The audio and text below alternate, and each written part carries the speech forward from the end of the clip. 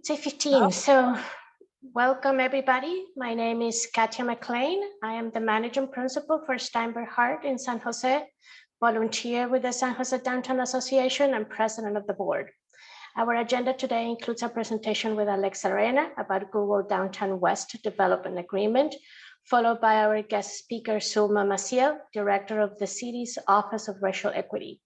In this diverse community, like San Jose, having a large development and city government, both of them with an overarching equity framework, is incredibly important in order to move us to a downtown for all. A reminder that the meeting will be recorded. I have some questions prepared for both of them. If there are any questions or comments from the audience, please use the chat. And if we don't get to answer some of those questions, please, we will make sure that we will pass that information along to our speakers. Let's start the program. Let me make sure that I have everybody that I have to. Yes, Alexa, good morning. Alexa is the Senior Director of Real Estate of Google and is responsible for running the proposed Downtown West 80-acre project. She also works with Google Bay Area Affordable Housing Fund efforts, social infrastructure programs, and placemaking activities. Prior to Google, she was at Lend-Lease and with Forest City and leading a number of successful projects, not only in the Bay Area, but throughout all the Western United States. Look forward to seeing the presentation and then get to talk to you for a little bit. Welcome. Thank you. Thank you for having us. So we talked about a 10 or 15 minute presentation so that we have some good time for questions. So I'll just jump right in, and forgive me, I'm not quite as used to Zoom. So let's make sure this is all working for us. Can you see my screen all right? We do. Excellent. So I'll just jump right in. So we have been going through this process as Google for the last few years, but of course, as many of you know, because you were part of the process along the journey, the site has been imagined and conceived for decades.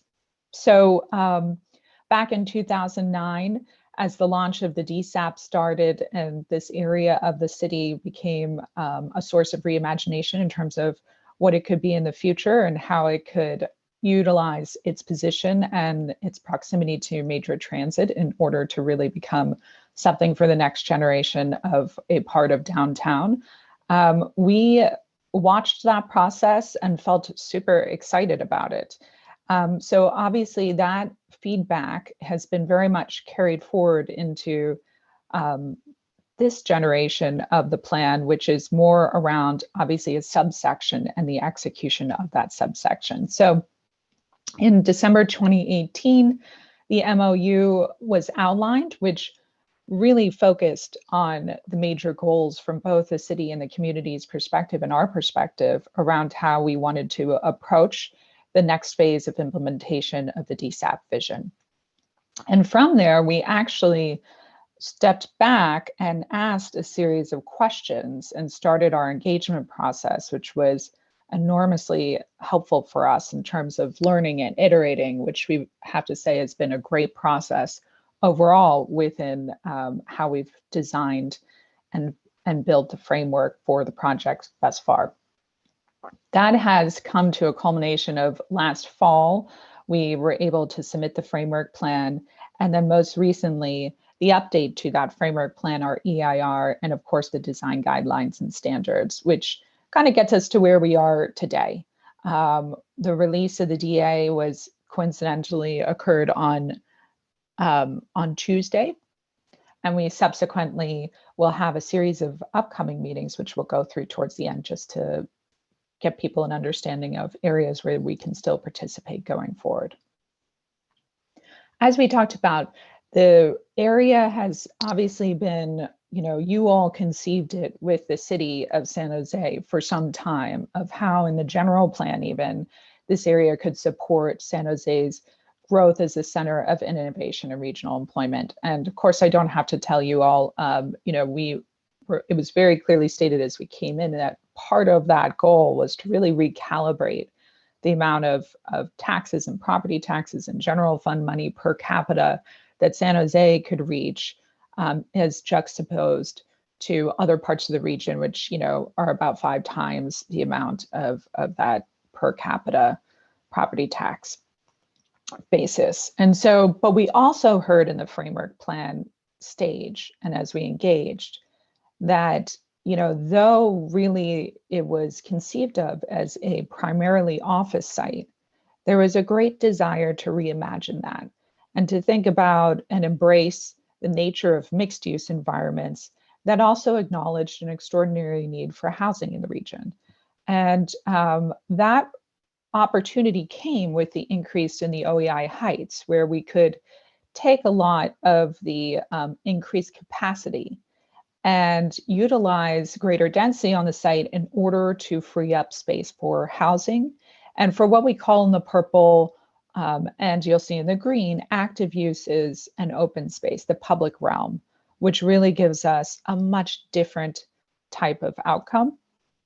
And so again, in that learning process, pre-framework days, we heard a strong goal for a more integrated site that wasn't at all a corporate campus, but really an open system that became a fluid part of the future of this part of the city. So the plan has about 6 times the amount of housing than what was originally under the DSAP. It makes way for about 4,000 units. 25% of that capacity of affordable housing is in the DSAP through the way the plan is designed, which I think was an extraordinary vision from the community and the council, and one that we were really excited to find a way to implement due to the importance of having affordable housing as an integrated part of the DSAP and of the neighborhood. There's about 500,000 square feet of not just retail, but the idea of retail, cultural uses, arts, education uses, and what we call active uses. And so all of that was really also deeply conceived of with the community of what is it that brings neighborhoods together. It is absolutely things like food and coffee and all the things that we go to every day in terms of health and wellness offers and so forth, but it's also cultural arts uses and the ability to have sort of what was defined as a learning layer on the site of how could we make the site become a source of education, of intrigue, of engagement across the board, which we'll talk about a bit throughout the document. There's about 15 acres of parks and open space as a network. 4.25 acres are expanded riparian habitat. So it's really giving back to that ecological zone through expanding it. And 7.3 million square feet of office. Half of the developable area of the site is for non-office uses. And that was actually a principle going into the planning process, is how can we make sure, if our goal here is to create an immersive environment that's part of the city, that it's not dominated by the office, but is sort of the office is integrated into a greater whole. Also, we have fairly ambitious sustainability targets and climate change to address climate change, climate action, with zero net new CO2 emissions, which is an extraordinary impact. It's the equivalent of taking about 4,100 cars off the road when achieving that type of goal. All in all, we purchased about 21 acres. A lot of times people conceive of that entire transaction with the city as the project.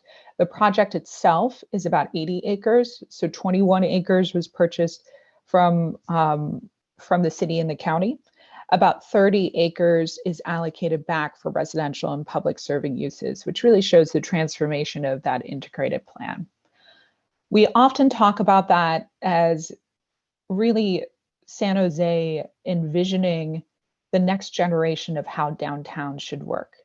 And that is a movement from a central business district where the real focus is on the office and on sort of that 9 to 5 during the day to a central social district that is constantly on and integrated. And that is a really big and progressive movement around how we even think of planning. So it was a pretty phenomenal learning experience for us.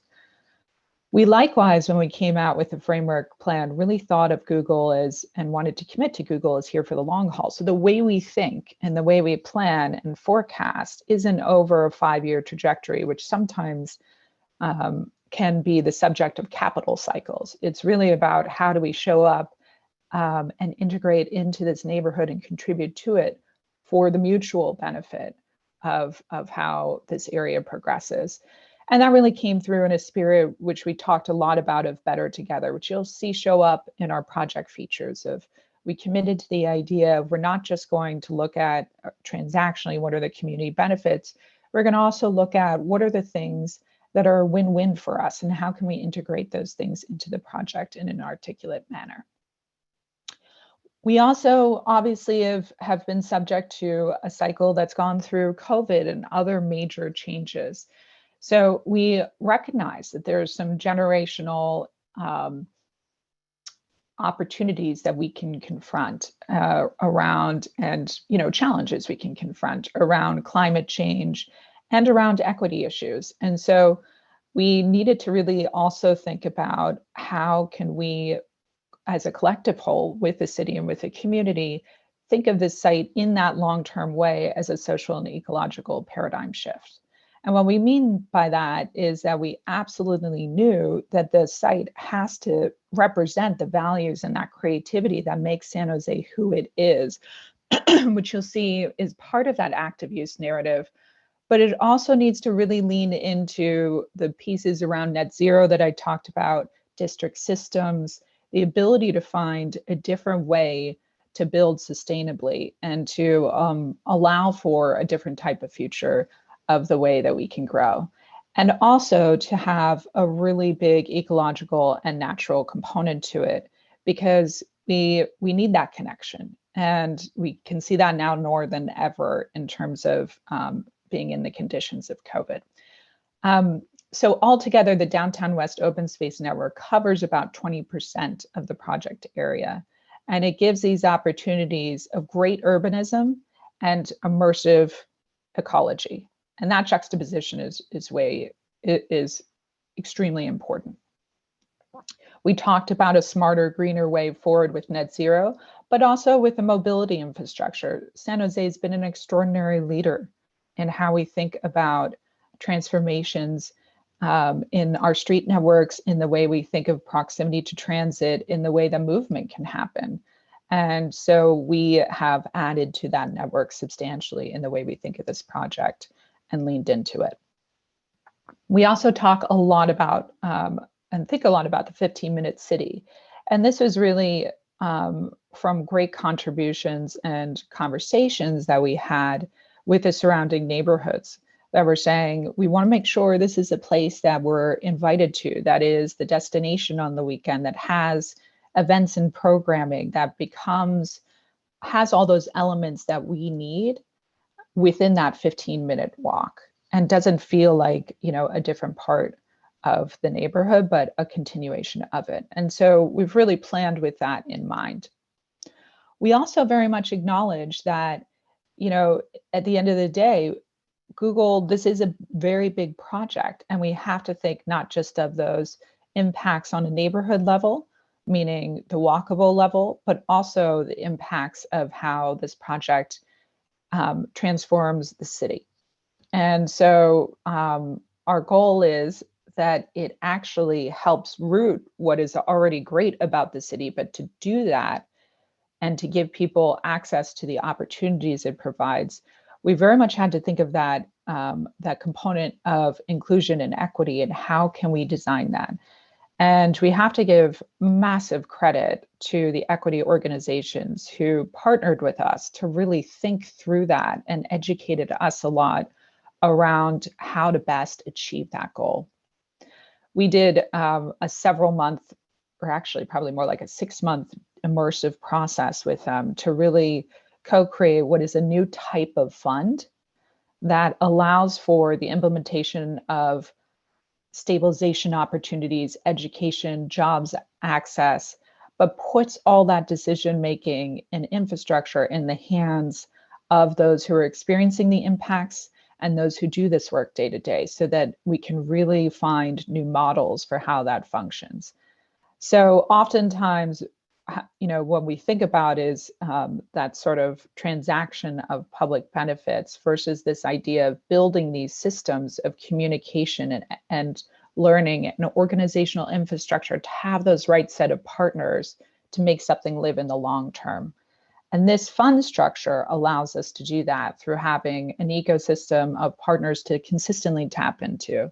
But I think that's an important principle overall for the project of how we've thought, which is design is important, but programs and partnerships are what it needs to respond to. And so how do we not just deliver a project, a physical outcome, but an ecosystem? We've migrated, and as I said, we've learned a lot, even about how we think about process. This is something that the development industry, just being in it, has worked on for some time, of how do we move into, the era that was moved into of community meetings where you're really hearing, to deeper focus groups where you're really listening. And I think in this project, and probably not surprisingly, being a member or being part of Google, this is how Google thinks, is really how do we lean now into co-creation, sitting at the table together, rolling up our sleeves, which is very much what happened with the fund creation. And that co-creation migration, I think, is going to be a super important theme to getting to the results that we really want at the end of the day when you come and experience the site. So what you'll see, and what you probably saw in the development agreement for those who had a chance to glance at it, is really that notion of building an ecosystem for success over the long haul. So first, setting up those pieces of infrastructure that become the set of partnerships that we can build on and springboard from, whether that's having Europe on the site, who is already going to become a tenant at Downtown West, whether that's the fund structure and our ability to collaborate with them, or having a CAC around the open space and open space programming so we can know what people can really respond to. And likewise, obviously, the ground plane and who are those users? How can we bring them in as partners and really create the right type of place? So that is really about building stewards and finding that sustained funding for them. And that is an ability to create a living place versus a static output. So overall, we are really excited about what we can do with the project collectively. We think we've set up a good local infrastructure with, really leaning into those sustainability commitments and how we address climate change, and a groundbreaking new model for addressing social equity. So that is the overall plan, and kind of all the statistics that you see of like what we really measured ourselves by along the journey to make sure we were doing it right. And from there, I think I'll just briefly talk about the schedule, because there are a few more key moments to come which people can participate in. One is the SAG on the 14th, which will go over the development agreement and get feedback on from the SAG members. There's a community meeting on the 17th, and then followed by the Planning Commission meeting on the 28th. And that's all leading up to May 25th, which is our anticipated City Council approval date, or consideration date, I should say. That is it on the presentation front, so I will stop there. Thank you again, Alexa, for the presentation, for explaining us, that decade, of planning. Obviously, Monday night, Tuesday was a significant milestone for the project to release this development agreement. And you talk about this co-creation and rolling your sleeves. So first of all, what has been your favorite place to have lunch downtown, in the past 3.5 years when you were rolling your sleeve with a team? But also, what does it has been for you and your team to actually create this plan in the past decade, but most concretely in the past 3.5 years? Yeah, well, I have to say, I discovered an amazing restaurant, which you all know quite well and everyone refers to in San Jose. So it's no mystery to this group, but Zona Rosa is just unbelievable. I mean, my mom's Mexican, so I grew up with Mexican food, and it's just, it's excellent. So anyway, that is my favorite place. But your second question of like what, kind of what this process has meant to us and to our team, I will say I feel super fortunate to work in San Jose with a group of people who are so committed to seeing the growth of San Jose in its next chapter done in the right way. There's so many aspirational leaders, including yourselves, around how downtown can become something really of San Jose, and that is different. And that is a nod to the spirit of entrepreneurship and innovation that San Jose is all about. That's why we loved this place and really absolutely wanted to become a part of it. And we, through this process, have really experienced the benefit of that. We, as I said, have been humbled so many times of learning things and adjusting the plan and trying and getting it wrong and having that right set of communication to make that okay and make it iterative and get it right and get it on the right path. And so our whole team, as we were coming out with the DA release, we have a group of people who are super excited about this notion of doing something a little different and finding the right way and being very contextual. So it's been an honor to be able to do that and to have partners on the other side who are willing to go on that journey with us and to spend the time to do that. Good point. Sometimes we forget how good we are. And you talked to us about San Jose being the center of innovation.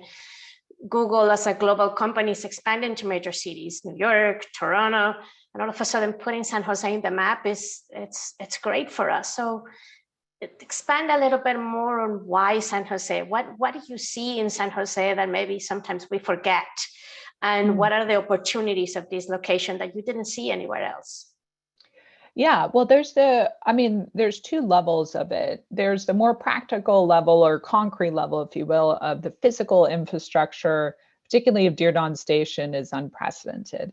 There's also, obviously Silicon Valley is our global headquarter. It always will be in that way. This is where we grew up.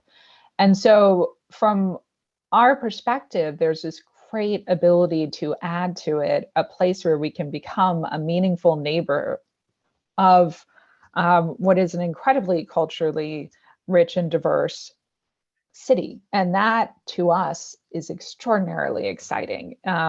We all need to connect.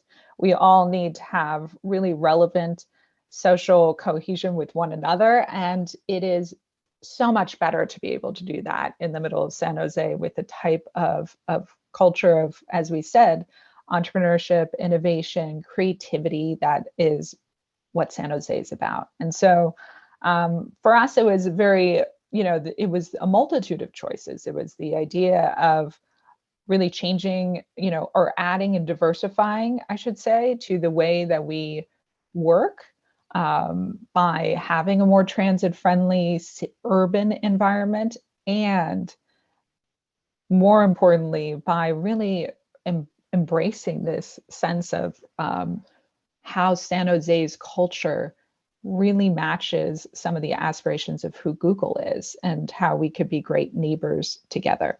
So you are about to open your building in Charleston West in Mountain View. It's spectacular. It has that ability to get people talking. But you first submitted this application back in 2015. So what are some of the, and it's 2021, if I don't remember which year today is.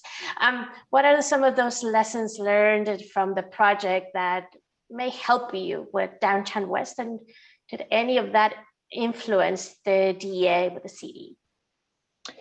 Yeah, so Charleston East is a representation of our first, it was really our first major ground up project. And so we learned a lot around this transformation from, really coming in and TIing space and to actually building it. And so you know this better than Google did is starting out at the beginning of the process. And so we learned a lot. We learned a lot about what it means and the process by which we go through. And we also innovated a lot. So, as you've referenced, it's a very different type of building.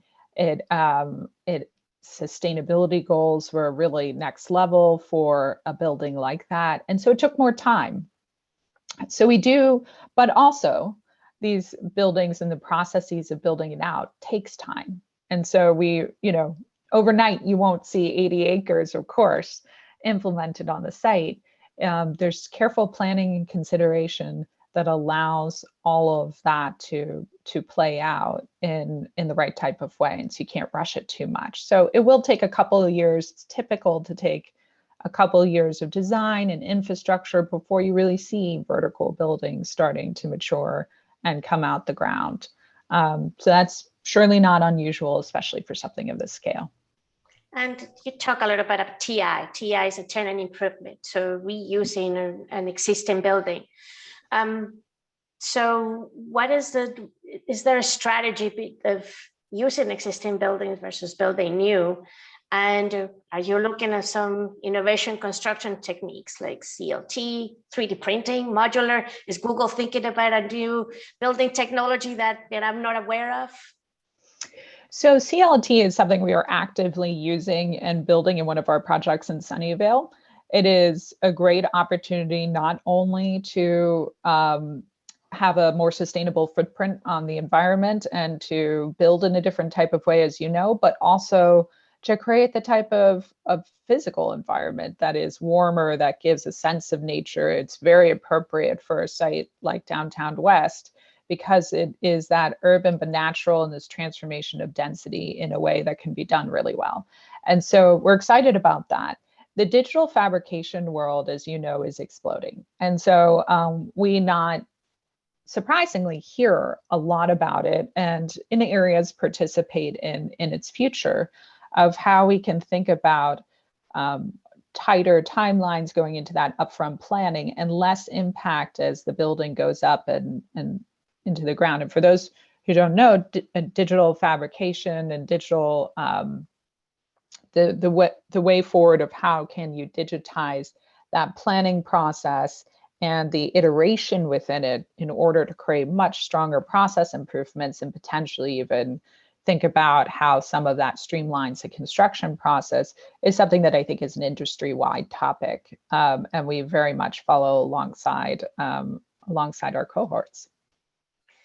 I'm an architect, and so and a member of our San Jose Downtown Association Design Review Committee. The guidelines are robust, and the 80 acres are going to be next to the Dairy specific plan with a set of guidelines that may not be as rigorous. So how do you see buildings, working with each other? How do you see, and at the pedestrian level, how do you see projects connecting with each other and being accessible for pedestrians and not feel that there's a division, you start here, I start here? Yeah, no, I really actually appreciate that you brought up the public realm and that pedestrian level. I think that's a huge opportunity of this scale. So, if you think of the juxtaposition, typically there's an area-wide plan, and those area-wide plans have a hard time getting to the specificity of, as you said, kind of the site that we're working at Downtown West.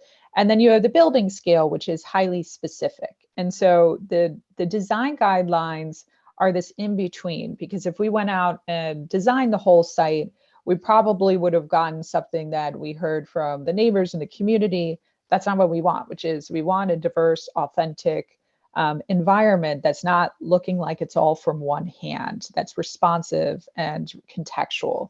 And so we knew we could not go in the direction of let's hire, a famous architect and just design the whole thing.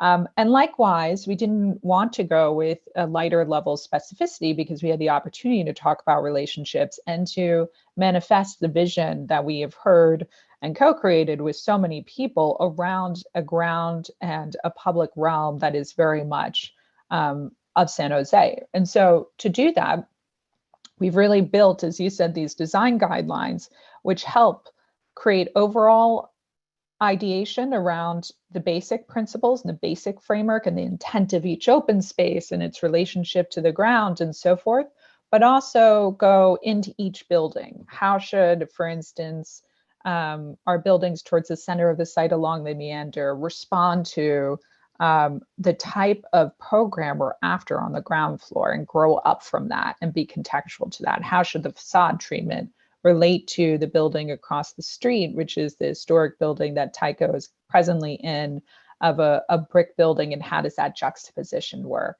And so you see all of those types of principles come into play, which really sets the right mindset for future architects. So they come in and they don't think about their objects sort of being placed onto the site. They think about how the ground floor and the program and the function and that context influences and raises up the site. And that is that's a reverse almost design process from what we've historically seen in architecture. And the design guidelines are really produced in order to change that lens and that focus, and therefore change the outcome. And you brought the importance of changing, the model. So I'll bring it back to people. Do you think a development like this can affect the culture of the Googlers? I have a lot of friends that are Googlers. How about also helping reinforce the culture of San Jose and the city? That reinforcing part is the most exciting part of this project, to me at least. And I think, to many out there, and it is one of the sources of great opportunity and conversely anxiety. And so we spent a lot of time thinking about that. I think absolutely there's an opportunity for proximity to change culture, because context always changes our mindset. And so we have a great opportunity on this site to think about how elements like diversity and inclusion and how we work, how we show up, what is our mindset coming into work? Conversely, how do we open up those opportunities into Google and into different technology, also into things like climate action? There was one of the council members made such a phenomenal comment where they were like, it's great you're doing the district systems and all the different pieces, but how can we use this as an opportunity to really leverage how people learn and act on climate change in the next generation? And so I think we've got a phenomenal opportunity to create that exchange, which was exactly what we were trying to do and set up within the upfront piece, and working with the community and with the partners within the equity community in particular has been a great example of where that exchange comes to life. So I think the sky is the limit there in terms of really continuing to do that. This is a start of a process, not the end of it.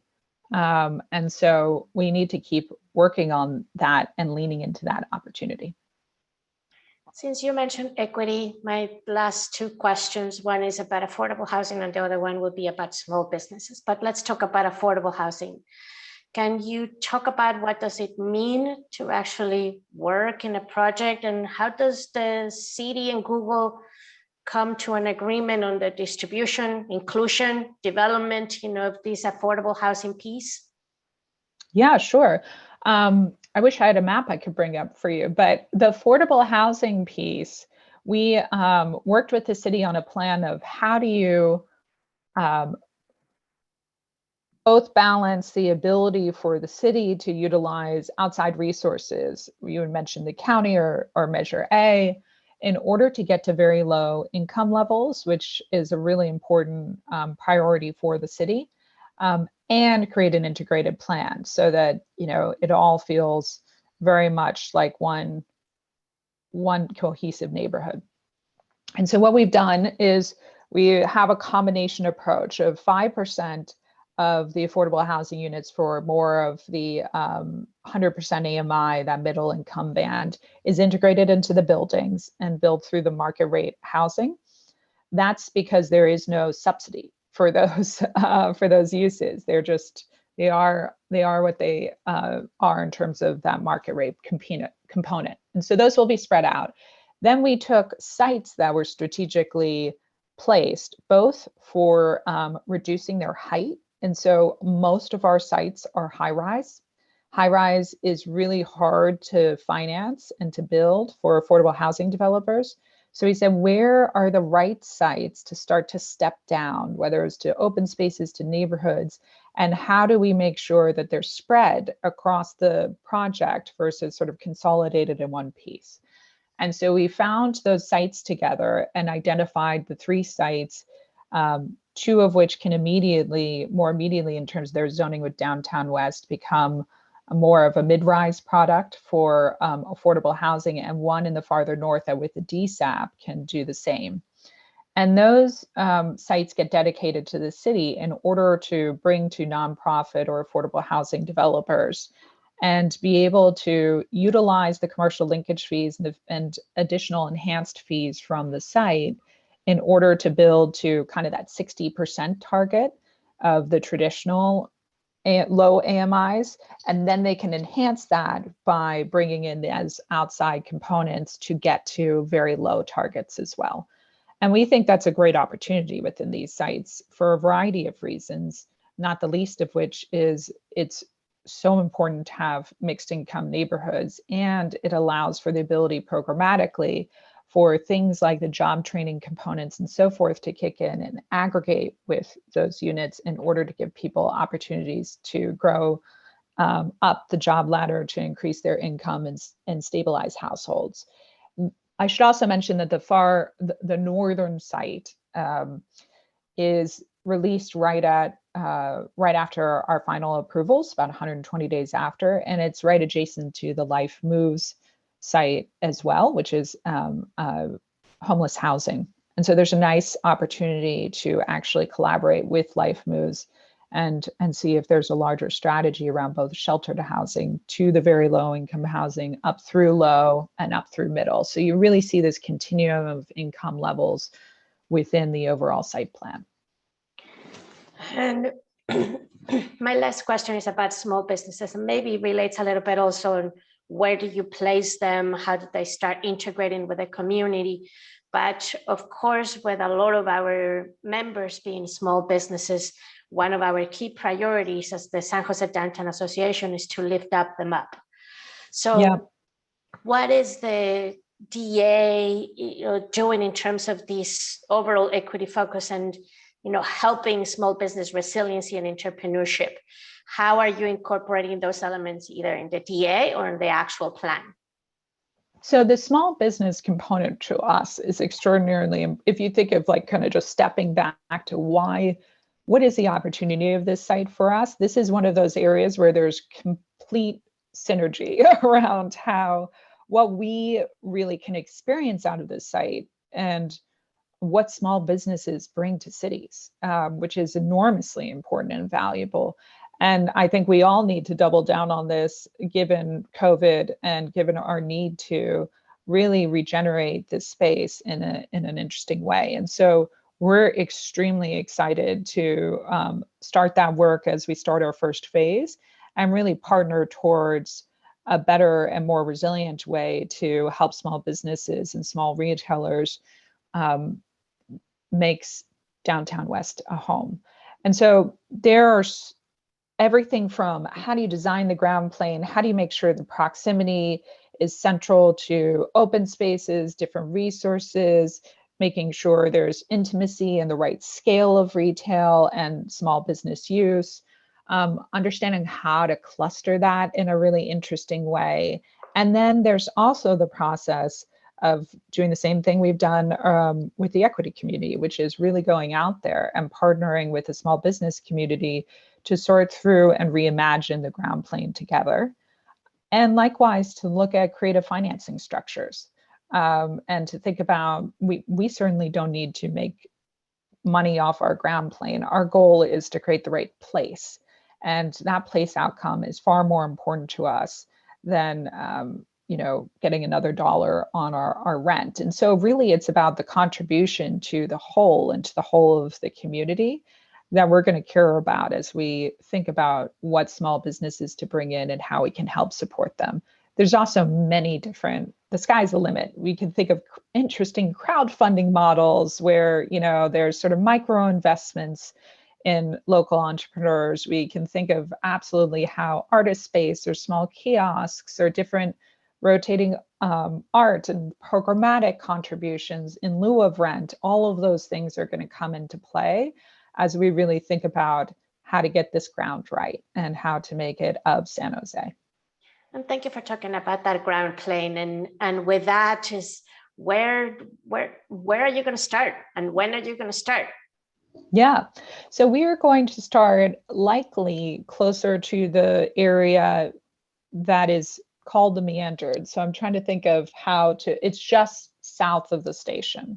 And that is because right in front of the station, there's the Caltrain parcels, there's BART, BART in particular, needs some space to grow and some ability to execute that expansion. And so the right south of it made sense in order to start to create the breathing room for that transit to come into play while being proximate to the station and starting to create that centralized that centralized notion. It also is a great mixed use part of the plan. It includes historic buildings, it includes residential and office uses, it includes a cultural building, and it'll include our central utility plant, our CUP, which actually is a really good community driver. I think people are used to sort of those regional systems, which are really different in nature. The CUP is a place where, oftentimes worldwide within Lendlease's portfolio, these great examples of the CUP being, the place you go and get a coffee and it's a learning center and there's sustainability institutions around it. And so it's more a driver of the community than it is, something that's a burden on it.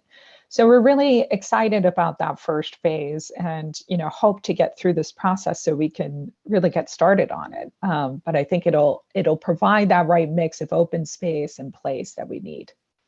Well, thank you, Alex, again for talking with us this morning. This is just the beginning, of the engagement, with the development agreement. There are a lot of questions in the chat that we will share those with you, but also I believe is downtownwest@google.com where people can actually send some questions directly to you.